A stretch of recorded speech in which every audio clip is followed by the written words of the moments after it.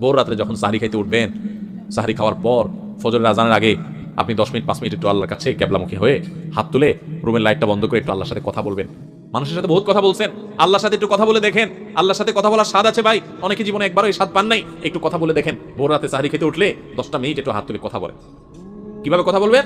কথা বলবেন এইভাবে, ও আল্লাহ, কত গুনাহ আমি করেছি, কত পাপাচার আমি করেছি, মরতে আমার হবে, তোমার কাছে যাওয়া আমার লাগবে আল্লাহ। শয়তানের প্ররোচনা করেছি, এই রমজান মাস তুমি কত মানুষকে মাফ করে দাও। নবী করিম সাল্লাল্লাহু আলাইহি ওয়াসাল্লাম বলেছেন, ওয়ালিল্লাহি মুতাকাউ মিনান নার ওয়া যালিকা ফি কুল্লি লাইলা। রমজানের প্রত্যেক রাতে আল্লাহ তাআলা অনেক মানুষকে সাধারণ ক্ষমা ঘোষণা করে দেন, যে যাও অমুক অমুক অমুক অমুক যাও, তোমাদেরকে মাফ করে দেওয়া হলো, জাহান্নাম থেকে মুক্ত ঘোষণা করে দেওয়া হলো। আল্লাহ কত মানুষকে আপনি সাধারণ ক্ষমা করে দিবেন। আল্লাহ আপনার সাধারণ ক্ষমা পাওয়ার জন্য কোনো যোগ্যতার দরকার হয় না, আপনি চাইলে যাকে তাকে মাফ করে দিতে পারেন। দুনিয়ার প্রেসিডেন্ট প্রধানমন্ত্রী চাইলে একটা দেশের যাকে তাকে যা খুশি তা দিয়ে দিতে পারে। তাদের যদি ক্ষমতা, তারা তো মানুষ। আল্লাহ আপনি তো মহান সৃষ্টিকর্তা, আপনি তো চাইলে আমার সব অপরাধগুলো মাফ করে আমাকে ফেরেশতা বানায় ফেলতে পারেন, পারেন না আল্লাহ? তো আল্লাহ আপনি আমাকে মাফ করে দেন। এটা আল্লাহর সাথে কথা বলবেন।